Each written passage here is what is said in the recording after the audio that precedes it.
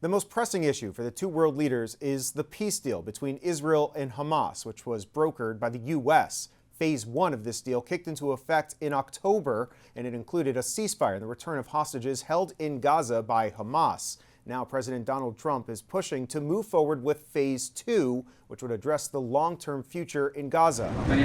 As they met at Mar-a-Lago, the two world leaders appeared in lockstep as they heaped praise on each other.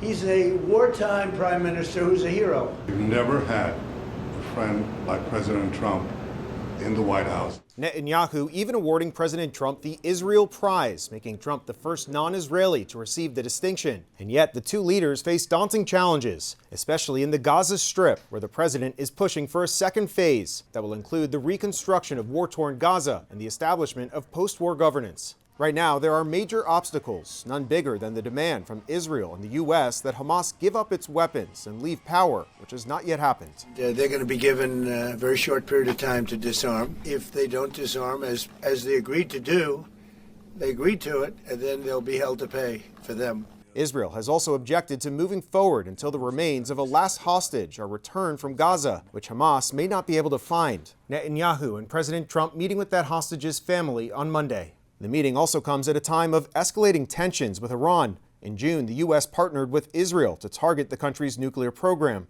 Completely and totally obliterated. But now Israel says Iran is rebuilding its military capabilities and is expected to urge the White House to take more actions against its regional rival. Iran may be behaving badly.